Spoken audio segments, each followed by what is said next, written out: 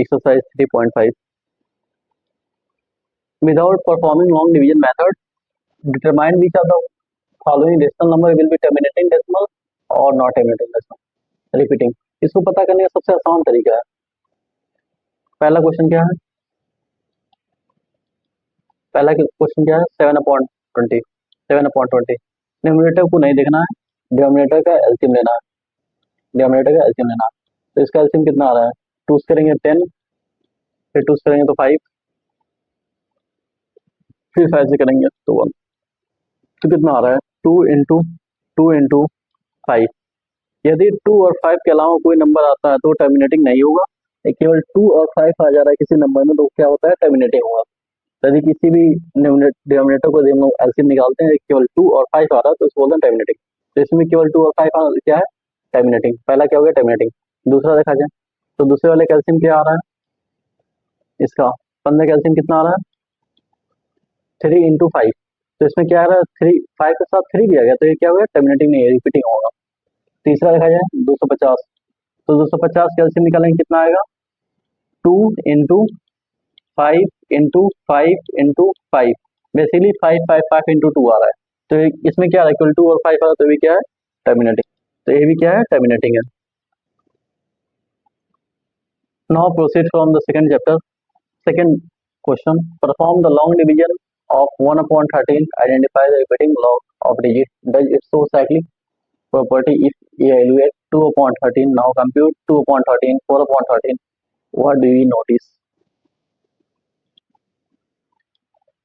तो इसमें क्या करेंगे हम लोग डिवाइड करेंगे, 13 को बाहर रखेंगे 1 को अंदर रखेंगे, इसको डिवाइड करेंगे और चेक करेंगे इसका कितना आ रहा है।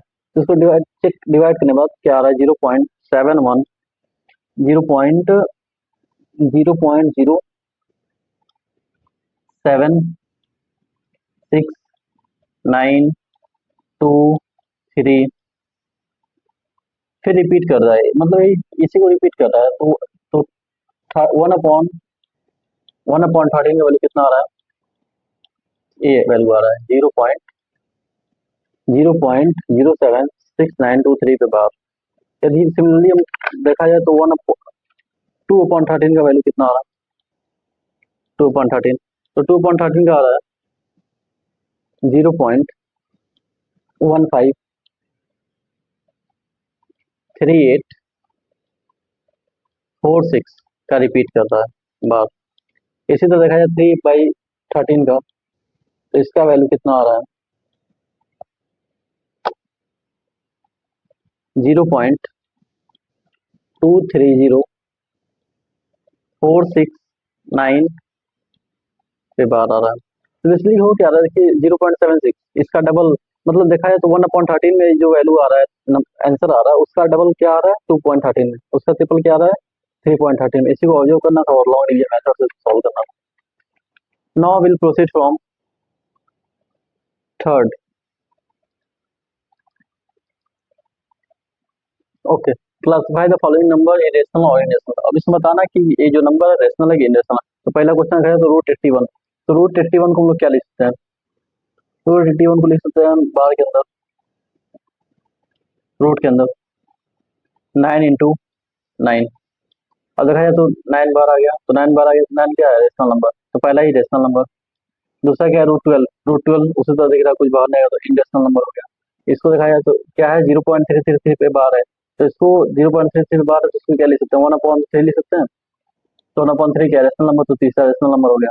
चौथा देखा जाए, चौथा क्या है 0.12345 तो चौथा भी क्या है रेशनल नंबर ही है ना। तो इसको एक कन्वर्ट किया जाए तो क्या लिखा जा सकता है इसको, लिखा जा सकता है 1 2 3 4 5 अपॉन 9/5 1 2 3 4 5। तो पांचवे को चौथे को लिख सकते हैं ना, तो क्या है रेशनल नंबर। नाउ पांचवा देखा जाए 1.01 001 001 001 तो बेसिकली क्या नोटिस किया है एक इन रेशनल, ना रिपीट कर ना टर्मिनेट कर, तो रेशनल नंबर है ही नहीं, तो क्या है इन रेशनल नंबर, ये क्या हो गया इन रेशनल। 6 देखा जाए 23.5 से 012, मतलब ये रिपीट नहीं कर रहा, मतलब आप कहीं रुक गया, तो ये क्या हो गया 6 वाला क्या हो गया रेशनल नंबर हो गया। तो इसमें देखा जाए तो पहला रेशनल है, दूसरा इन रेशनल है, तीसरा रेशनल है, चौथा चौथा भी रेशनल है, पांचवा इनरेशनल है, छठवां रेशनल है। Without now proceed from next question number 4। और क्या कह रहा, the number 0.9 bar which mean 0.00009 if can be is the rational number using algebraic let x equal to इतना multiply by 10 square by equal to 1। सही बात है। यदि 0.9 को क्या लिख सकते हैं, 0.9 को 0.9999999 लिख सकते हैं। बट यदि ऐसे फॉर्म इसको करें तो x इक्वल टू क्या आ रहा है 0.9, ऐसे फिर 10x से मल्टीप्लाई करें, 10x इक्वल टू क्या आ रहा है 9.9। इन दोनों इक्वेशन को माइनस करें तो क्या आएगा 9x equal to 9, x equal to क्या आ रहा है, x इक्वल टू आ रहा है 1। तो we can see that 0.9 bar can be written in the form of x equal to 1। कोई दिक्कत नहीं। तो क्वेश्चन नंबर 5 देखा जाए, तो क्वेश्चन नंबर 5 भी सेम उसी तरह क्वेश्चन नंबर 5 भी है।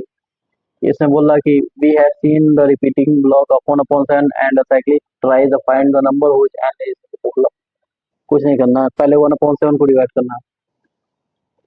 तो 1/7 को डिवाइड किया जाए, तो 1/7 को डिवाइड करेंगे तो क्या आएगा 0.122857 के बाद 2.7 लेंगे तो क्या आएगा 0.28571428। तो इसमें भी देखा है तो क्या हो रहा है कि जो पॉइंट का जो नंबर है उसी का 2 टाइम यदि इसके साथ आ रहा है तो इसमें क्या होगा, जैसे 1/7 है तो उसका वैल्यू ये हो गया, और 2/7 उसका वैल्यू ये हो गया। तो बेसिकली क्या हो रहा है, केवल इसमें 2 से मल्टीप्लिकेशन ही तो हुआ है, 1/7 को ये 2 से मल्टीप्लाई करें तो ये तो आएगा। तो आंसर में 2 से मल्टीप्लाई हो गया, कोई दिक्कत, तो सेम वही है।